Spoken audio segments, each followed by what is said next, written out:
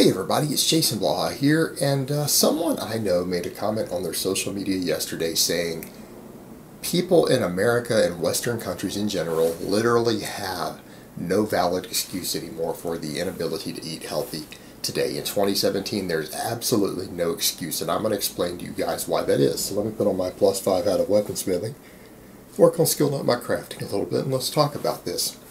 What do I mean by no excuse? The three excuses that people use are, number one, they don't know how to eat healthy, meaning there's so much conflicting information, but there actually really isn't. Number two, they can't afford to eat healthy because they're poor, working class, whatever. Number three, maybe lack of access, lack of time. Okay. None of those are valid excuses anymore. What do I mean? There isn't conflicting information. The information's not that conflicting. It's when you step outside of legitimate sources that you get conflicting information. If you had a medical issue and needed a surgery, would there really be that much conflicting information? No, you'd go talk to a doctor, you talk to a specialist, you talk to a surgeon. You can go look at medical websites by Baylor College of Medicine or WebMD, any of that, and get information. It's not that conflicting. It's when you go start talking to kooks and quacks and some local shaman who does ayahuasca that you get conflicting information. All right, in the official info, there is no conflicting information, and the same thing comes to nutrition. There are plenty of registered dietitians. You've got the American Dietetics Association, all these different medical associations that specialize in diet and nutrition stuff. It's all free. It's all publicly available. All right, there is absolutely zero excuse for being ignorant because you say, well, I want to go look at unofficial sources by a bunch of dumbasses who are selling books or quacks or selling fad diets. Your only excuse at that point is being ignorant or being stupid, being willfully stupid. Because anyone who honestly thinks that, I don't know, they come to YouTube, they really are going to think Mike Rashid or Brandon Carter is a valid source of nutrition information for health, instead of actually going and looking at people who have done clinical work in the obesity wards and diabetes clinics and everything else, who are registered dietitians with a master's degree in the field. You really think these ignoramuses should be considered sources of conflicting information? Then, you know, a person is just stupid. A person is actually stupid at that point, and they probably, I don't know, maybe they'll prove the gene pool when they eat like shit and die. I mean, it's not that hard, guys. It really isn't. The information isn't as conflicting as you think they are. Eat mostly whole foods. Eat a diet based upon grains, mostly whole grains. That didn't even have to be whole grains. Grains in general are fine. Limit saturated fat. Don't eat fried food. Limit refined sugars. Eat fruits, vegetables, lean proteins, grains, tubers. This isn't difficult stuff.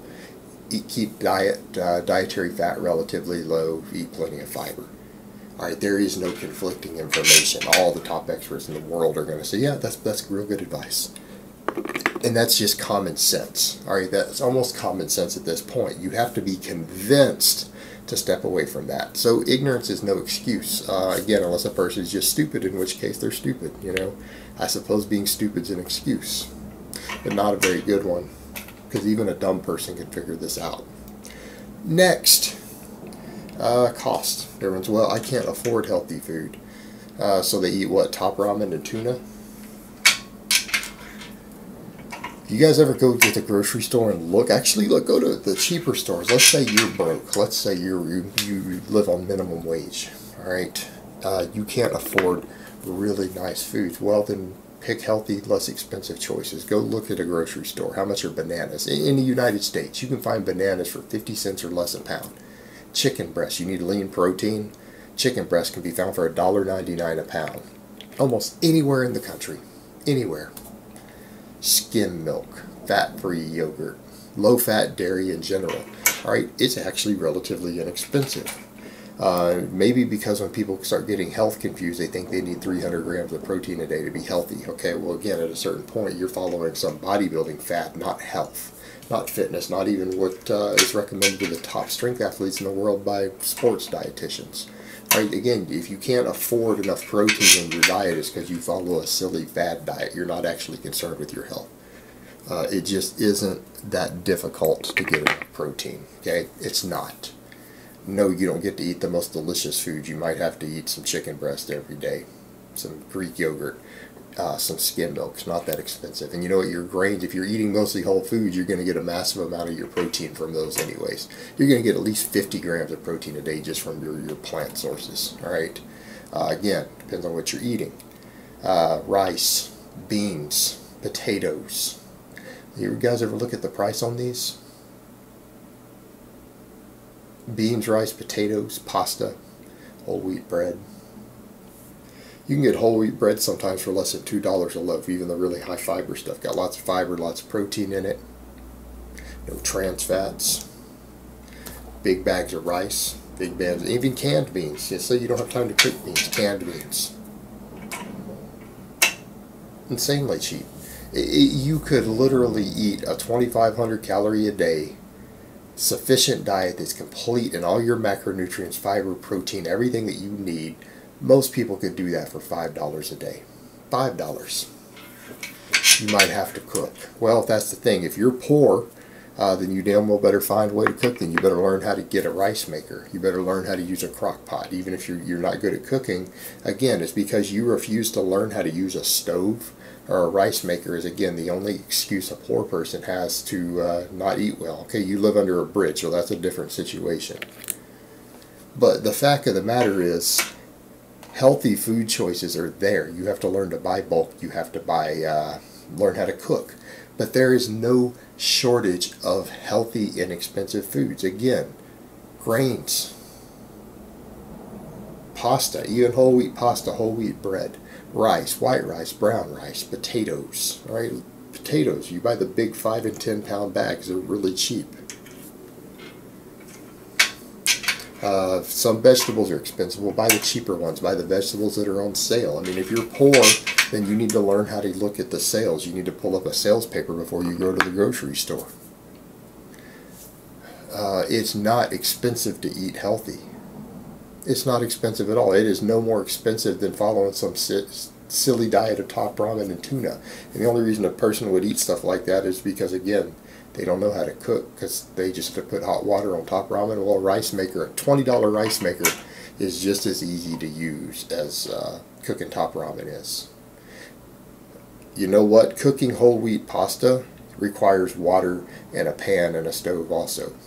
All right, there's no excuses for this. Poverty, being poor, being broke is not an excuse because this junk processed crap isn't actually cheaper. That's a myth. It's a myth that it's cheaper. Big thing of pasta costs $1. If you can't always find cheap vegetables, fresh vegetables, look at frozen vegetables. Frozen vegetables actually are insanely nutritious. They're not losing nutritional value because they're frozen. Again, that's a myth. That is, again, because people are ignorant. They don't take some basic time to spend an hour reading about basic health and nutrition from people who actually know what they're talking about. The information's all available. Again, there is no excuse. Now, people say, well, I'm busy, I don't have time to cook. Well, I work a lot of hours. Well, if you work a lot of hours, then you can spend a little more for the prepackaged options. Frozen vegetables. They're ready meals that are mostly carbs, vegetables, lean protein. Okay, you're broke. There are actually frozen meals that are really healthy options that are available for people who literally have no time. You work 12 hours a day, 7 days a week.